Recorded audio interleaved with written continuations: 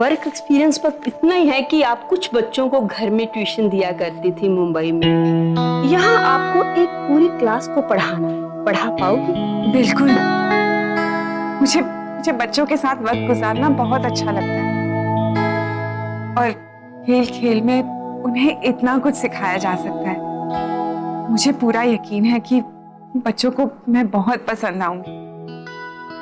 तो आपने बीएड के बाद कोई जॉब क्यों नहीं किया? एक्चुअली मैंने शादी कर ली थी और मुंबई शिफ्ट हो गई। तो अब आपके पति क्या दिल्ली में शिफ्ट हो गए हैं?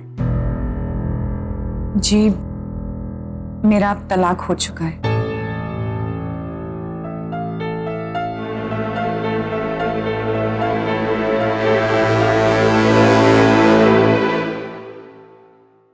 पापा जी, अगर ये नौकरी श्रद्धा दीदी को मिल गई ना, मैं लंगर कराऊंगी। हो तो भगवान को रिश्वत दी जा रही है। फिर रिश्वत नहीं जाया, मन्नत कहते।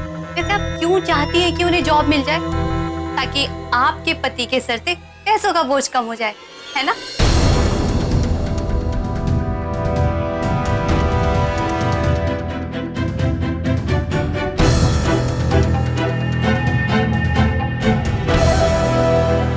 जया, तू हमेशा उल्टा क्यों सोचती हो? लो, अब मैं क्यों उल्टा सोचने लगी?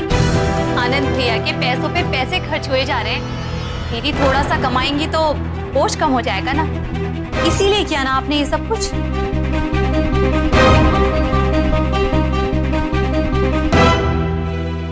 श्रद्धा दीदी को ये नौकरी करने से जो आजादी महसूस होगी, उसके लिए मैंने ये सब किया। अपने अकाउंट में खुद की कमाई के पैसे डालकर उन्हें जो खुशी मिलेगी, उसके लिए।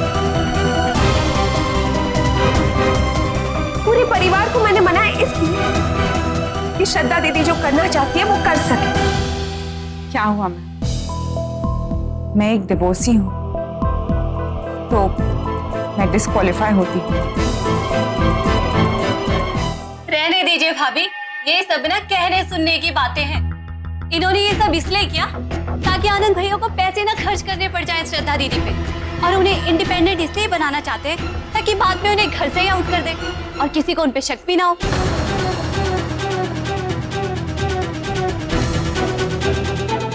जया, अब तुम क्या बोल रही हो? मैं जो बोल रही हूँ सही तो बोल रही हूँ भाभी, और मैं सबकी बुरी इसीलिए बन जाती हूँ क्योंकि मैं मुंह पर बोलती हूँ। आपने इतनी सफाई से चाल चली है ना, इस सबके सामने अच्छी बन जाती है और पीठ पीछे आपका प्लान भी सक्सेस हो जाता है। पर भाभी, आपका प्लान फेल होगा, क्योंकि श्रद्धा दीदी को तो नौकरी तब मिलेगी ना जब वो इंटरव्यू में सिलेक्ट होगी, और ऐसा होगा ही नहीं।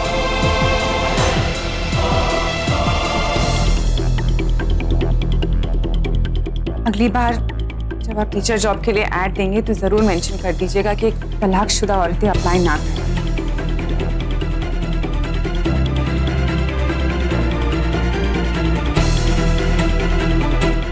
रुकिए। जया, ये क्या बिना सिर पैर की बातें कर रही हो तुम? किट्टू ने हमेशा श्रद्धा को सपोर्ट दिया है, हमेशा उसका सहारा बनकर उसके साथ खड़ी रही है। वो भूल गई क्या तुम? मैं कुछ नहीं भूली हूँ मम्मी जी, वो सब नाटक था। असलियत ये है जो मैं आज कह रही हूँ। हो शट अप जा, बहुत हो गया, चुप हो जाओ तुम इस तरह से किट्टू से बात नहीं कर सकते। अरे और कुछ नहीं, कम से कम रिश्तों का सम्मान करना सीखो जाए। किट्टू इस घर की बड़ी बहू, तुम्हारी जेठानी है, ये तरीका नहीं इससे बात करने का। अभी के अभी इससे माफी मांगो।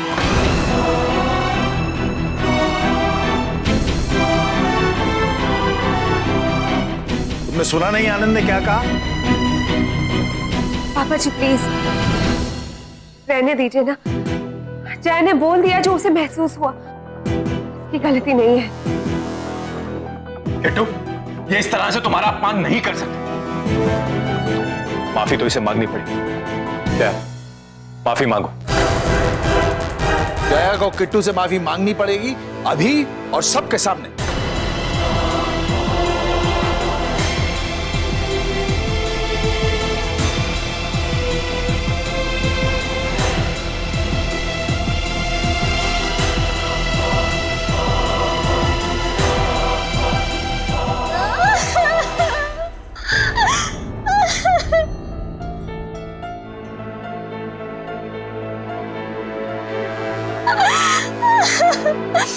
सच कह रहे हैं आप लोग। मेरे ही मन में खोट है, मैं ही गलत सोचती हूँ, मैं ही बुरी हूँ।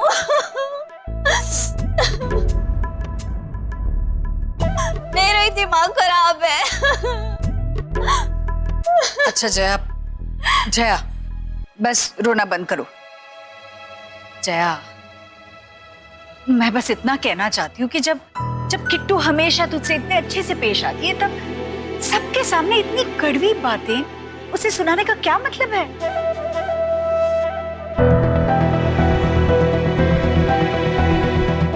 और अगर तुम्हें घर में कोई बात खटकती भी हो, तभी 2 मिनट बैठकर अच्छे से सोचा करो।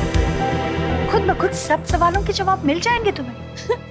मैं क्या करूं मम्मी जी? मेरी मम्मी भी यही कहती थी कि पहले तोल मोल फिर बोल, लेकिन मैं बिना तोले मोले कुछ भी बोल देती हूँ।